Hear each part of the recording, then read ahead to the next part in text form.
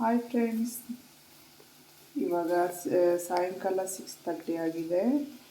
ನಾನು ನೈಟ್ ಡಿನ್ನರ್ಗೆ ಬೆಂಡೆಕಾಯಿ ಸಾಂಬಾರು ಮತ್ತು ಮುದ್ದೆ ಮಾಡ್ತಾಯಿದ್ದೀನಿ. ಅದಕ್ಕೆ ನಾನಿವಾಗ ಬೆಂಡೆಕಾಯಿ ನೀಟಾಗಿ ತೊಳೆದು ಅವನ್ನ ನೀಟಾಗಿ ಬಟ್ಟೆಗೆ ಒರೆಸಿ ಕಟ್ ಮಾಡಿ ಇಟ್ಕೊಂಡಿದ್ದೀನಿ. ಇದಕ್ಕೆ ಬೇಕಾಗಿರೋ ಇಂಗ್ರೀಡಿಯೆಂಟ್ಸು: ಒಗ್ಗರಣೆಗೆ ಸ್ವಲ್ಪ ಈರುಳ್ಳಿ, ಕರಿಬೇವು, ಬೆಳ್ಳುಳ್ಳಿ, ಒಂದು ಚಿಕ್ಕದಾದರೆ 2 ಟೊಮೊಟೊ, ದೊಡ್ಡದಾದರೆ 1 ಟೊಮೊಟೊ. ಮಸಾಲೆಯಲ್ಲಿ ಧನಿಯಾ ಪೌಡರ್ ಸ್ವಲ್ಪ, 1-2 ಸ್ಪೂನಷ್ಟು, ಒಂದು ಸ್ವಲ್ಪ ಅರಿಶಿನ, ಸ್ವಲ್ಪ 1 ಸ್ಪೂನಷ್ಟು ಖಾರದ ಪುಡಿ. ಒಗ್ಗರಣೆಗೆ ಸಾಸಿವೆ, ಜೀರಿಗೆ, ಎಣ್ಣೆ ಹಾಕಿಬಿಟ್ಟು ನಾನು ನೀಟಾಗಿ ಫ್ರೈ ಮಾಡ್ಕೊತಾ ಇದ್ದೀನಿ ಬೆಂಡೆಕಾಯಿನ. ಈ ಥರ ಹುರ್ಕೊಂಡು ಮಾಡೋದ್ರಿಂದ ಬೆಂಡೆಕಾಯಿ ಸಾಂಬಾರು ತುಂಬಾ ರುಚಿ ಬರುತ್ತೆ. ನೋಡಿ, ಇವಾಗ ಎಲ್ಲ ಫ್ರೈ ಆದರೂ ಒಂದು ಸರಿ ಹಾಕ್ಕೊಂಡಿರೋವು ಇನ್ನೊಂದು ಸರಿ ಉರಿಬೇಕು. ಇವಾಗ ಇನ್ನೊಂದು ಸ್ವಲ್ಪ ಇದ್ದಾವೆ, ಇವು ಎತ್ತಿ ಒಂದು ಪ್ಲೇಟಾಗಿ ಹಾಕ್ಕೊತಾ ಇದ್ದೀನಿ.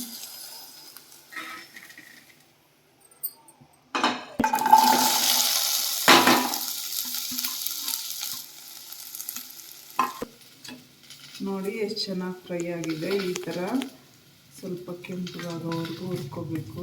ಹಸಿಗಿದ್ರೆ ಸಾರು ಟೇಸ್ಟ್ ಬರಲ್ಲ. ಈ ಥರ ಚೆನ್ನಾಗಿ ಹುರ್ಕೊಂಡ್ರೆ ಬೆಂಡೆಕಾಯಿ ಸಾಂಬಾರು ತುಂಬಾ ಚೆನ್ನಾಗಿರುತ್ತೆ. ಮುದ್ದೆ ಜೊತೆಯಲ್ಲಂತೂ ತುಂಬಾ ಚೆನ್ನಾಗಿರುತ್ತೆ. ಸೇಮ್ ಹಳ್ಳಿ ಕಡೆ ಎಲ್ಲ ಈ ಥರನೇ ಮಾಡೋದು. ತುಂಬಾ ರುಚಿ ಇರುತ್ತೆ ಈ ಸಾರಂತೂ. ನೋಡಿ, ಈ ಥರ ಸ್ವಲ್ಪನೇ ಬೆಂಡೆಕಾಯಿ ಹಾಕ್ಕೊಂಡು ಅದ್ರ ಜೊತೆ ಎಣ್ಣೆ ಹಾಕಿ ಹುರಿಯೋದ್ರಿಂದ ಅದರಲ್ಲಿರೋ ಲೋಳೆ ಎಲ್ಲ ಬರೋದಿಲ್ಲ. ಒಂದೇ ಸರಿ ಜಾಸ್ತಿ ಹಾಕ್ಕೊಂಡು ಹುರಿದ್ರೆ ಅವರೆಲ್ಲ ಲೋಳೆ ಎಲ್ಲ ಬಂದುಬಿಟ್ಟು ಕೆಳಗಡೆ ಎಲ್ಲ ಸೀದೋಗ್ಬಿಡುತ್ತೆ. ನೋಡಿ ಆಯ್ತು, ಇವಾಗ ಕೆಂಪಗಾಯಿತು.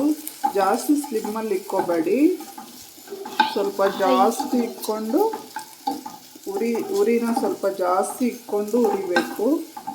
ಆವಾಗ ಲೋಳೆನೂ ಬರಲ್ಲ, ಬೇಗನೂ ಆಗುತ್ತೆ, ಬೆಂಡೆಕಾಯಿ ಚೆನ್ನಾಗೂ ಇರುತ್ತೆ.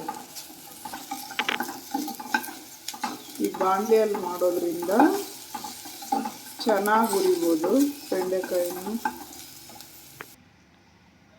ನೋಡಿ ಫ್ರೆಂಡ್ಸ್, ಎಲ್ಲ ಹುರಿದಾಯ್ತು. ಇವಾಗ ಎಷ್ಟು ಚೆನ್ನಾಗಿ ಹುರಿದಿದೆ ನೋಡಿ. ನೋಡಿ ಫ್ರೆಂಡ್ಸ್, ಎಷ್ಟು ಚೆನ್ನಾಗಾಗಿದೆ ಬೆಂಡೆಕಾಯಿ ಕೆಂಪಗ. ಈ ಥರ ಹುರ್ಕೋಬೇಕು. ಇವಾಗ ಎಲ್ಲ ರೆಡಿಯಾಗಿದೆ. ಒಗ್ಗರಣೆ ಹಾಕ್ಕೊಳ್ಳೋಣ. ಬಾಣಲಿಗೆ ನಾನು ಸ್ವಲ್ಪ ಎಣ್ಣೆ ಹಾಕ್ತಾಯಿದ್ದೀನಿ. ನೋಡಿ, ಎಣ್ಣೆ ಕಾದಿದೆ. ಇವಾಗ ಸ್ವಲ್ಪ ಸಾಸಿವೆ, ಜೀರಿಗೆ ಹಾಕ್ತಾಯಿದ್ದೀನಿ. ಹೇಳೋದು ಮರ್ತೋಗಿದ್ದೆ ಫ್ರೆಂಡ್ಸ್. ಇವಾಗ ನೋಡಿ, ಬೆಳ್ಳುಳ್ಳಿನ ಈ ಥರ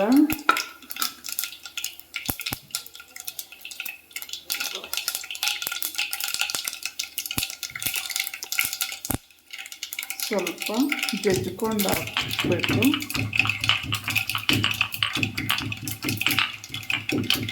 ಜಾಸ್ತಿ ಜಜ್ಜಬಾರ್ದು, ಸುಮ್ಮನೆ ಹಂಗೆ ಪ್ರೆಸ್ ಮಾಡಬೇಕಷ್ಟೆ. ನೋಡಿ ಈ ಥರ.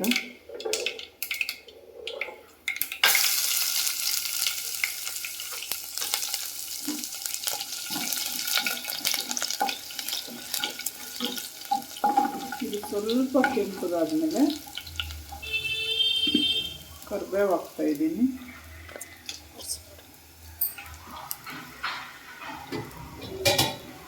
ನೋಡಿ, ಕರಿಬೇವು,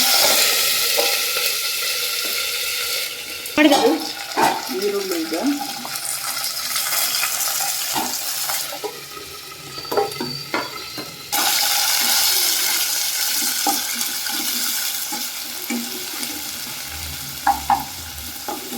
ಈರುಳ್ಳಿ ಸ್ವಲ್ಪ ಕೆಂಪಗಾಗೋವರೆಗೂ ಹುರ್ಕೋಬೇಕು. ಸ್ವಲ್ಪ ಉಪ್ಪು ಹಾಕ್ಕೋಬೇಕು. ಇವಾಗ ನೋಡಿ, ಸ್ವಲ್ಪ ಉಪ್ಪು ಹಾಕಬೇಕು.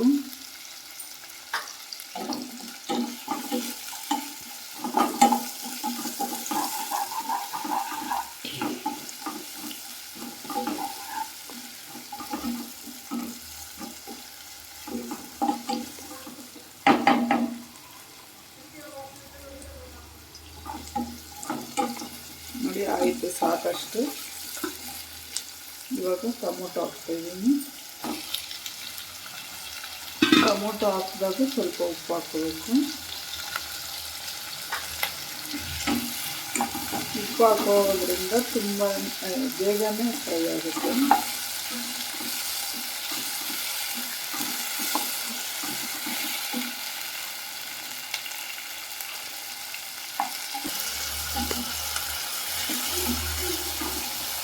ನೋಡಿ ಟೊಮೊಟೊ ಎಲ್ಲ ಸ್ವಲ್ಪ ಸಾಫ್ಟ್ ಆಗಿದೆ. ಇವಾಗ ಒಂಚೂರು ಹಾಕಬೇಕು. ಆದಮೇಲೆ ಮಸಾಲೆ ಐಟಮ್ಸ್ ಎಲ್ಲ ಹಾಕ್ಕೋಬೇಕು. ಅದು ನೋಡಿ ಟೊಮೊಟೊ ಫ್ರೈ ಆಗಿದೆ. ಈಗ ಮಸಾಲೆ ಐಟಮ್ಸ್ ಎಲ್ಲ ಹಾಕ್ತಾಯಿದ್ದೀನಿ. ಧನಿಯಾ ಪೌಡ್ರು, ಚಿಲ್ಲಿ ಪೌಡ್ರು, ಸ್ವಲ್ಪ ಅರಿಶಿನ.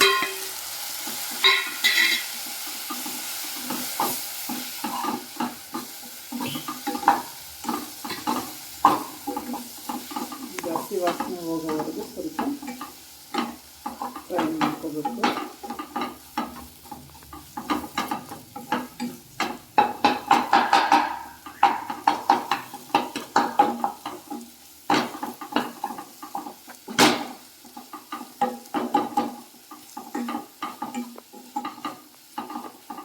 ಆಯಿತು, ಸಾಕು ಇಷ್ಟು.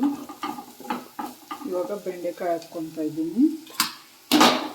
ಹುರಿದಿಕ್ಕೊಂಡಿದ್ವಲ್ಲ ನಾವಾಗಲೇ, ಅದನ್ನು ಹಾಕ್ಕೊತಾ ಇದ್ದೀನಿ.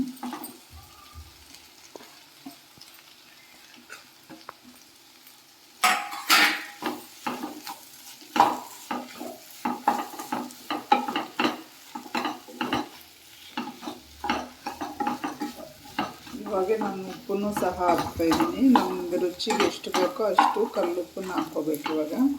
ಇವಾಗ ಹಾಕೋದ್ರಿಂದ ಬೆಂಡೆಕಾಯಿಗೆ ಉಪ್ಪು ಚೆನ್ನಾಗಿ ಹಿಡ್ಕೊಳ್ಳುತ್ತೆ.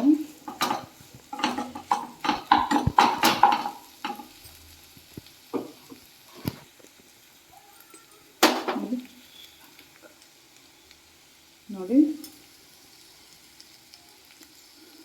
ಉಪ್ಪು ಹಾಕ್ತಾಯಿದ್ದೀನಿ, ಕಲ್ಲುಪ್ಪು.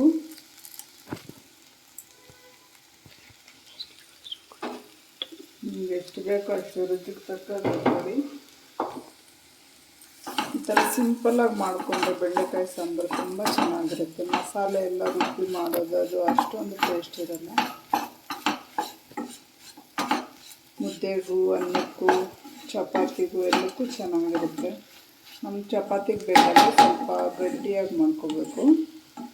ರೈಸ್ಗೂ ಮುದ್ದೆಗೆ ಬೇಕಾದರೆ ಸ್ವಲ್ಪ ಜಾಸ್ತಿ ನೀರು ಹಾಕ್ಕೋಬೇಕು. ನಾನೊಂದು ನಿಮಿಷ ಇವಾಗ ಇದು ಎಲ್ಲ ಫ್ರೈ ಆಗೋಕ್ಕೆ ಬಿಡ್ತೀನಿ. ಉಪ್ಪೆಲ್ಲ ಬೆಂಡೆಕಾಯಿಗೆ ಇಳ್ಕೊಳ್ಳುತ್ತೆ. ಇವಾಗ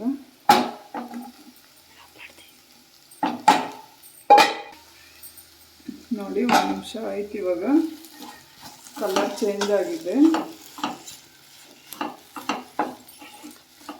ನಮಗೆ ಅಷ್ಟು ನೀರು ಹಾಕ್ಕೋಬೇಕು. ಇವಾಗ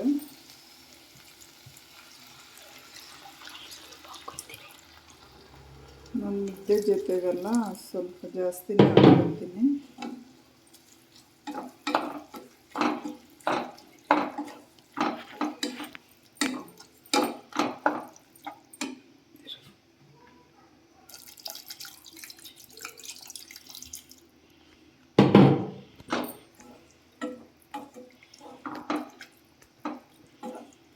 ತುಂಬ ನೀರಾಗೂ ಇರಬಾರ್ದು, ತುಂಬ ಗಟ್ಟಿಯಾಗೂ ಇರಬಾರ್ದು. ಮೀಡಿಯಮ್ ಆಗಿದ್ದರೆ ಚೆನ್ನಾಗಿರುತ್ತೆ. ಮುದ್ದೆ ಜೊತೆ ಎಲ್ಲಂತೂ ತುಂಬಾ ಚೆನ್ನಾಗಿರುತ್ತೆ ಈ ಸಾಂಬಾರು. ನಮ್ಮ ಮನೆಯಲ್ಲಂತೂ ತುಂಬಾ ಇಷ್ಟಪಟ್ಟು ತಿಂತಾರೆ.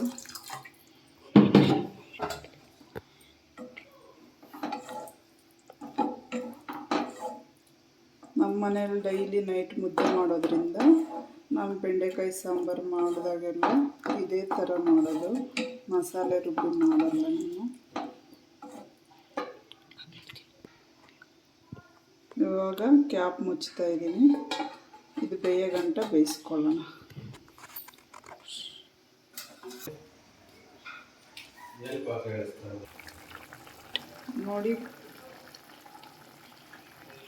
ನೋಡಿ ಖಾರ ಕಮ್ಮಿ ಆಗಿತ್ತು. ನಾನು ಸ್ವಲ್ಪ ಖಾರದ ಪುಡಿ ಹಾಕ್ಕೊಳ್ತಾ ಇದ್ದೀನಿ.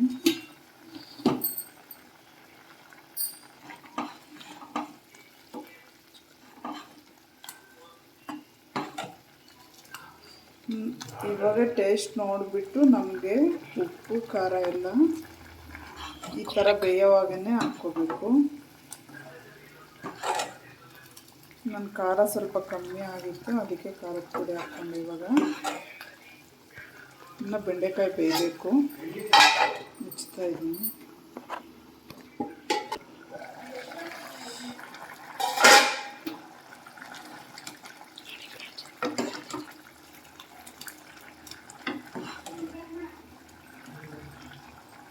ನೋಡಿ ಫ್ರೆಂಡ್ಸ್, ತುಂಬ ಚೆನ್ನಾಗಿ ಬೆಂದಿದೆ ಬೆಂಡೆಕಾಯಿ. ಇವಾಗ ಸಾಂಬಾರು ರೆಡಿ ಆಯಿತು. ನಾನು ಮುದ್ದೆಗೆ ಇಟ್ಟಿದ್ದೀನಿ. ಇವಾಗ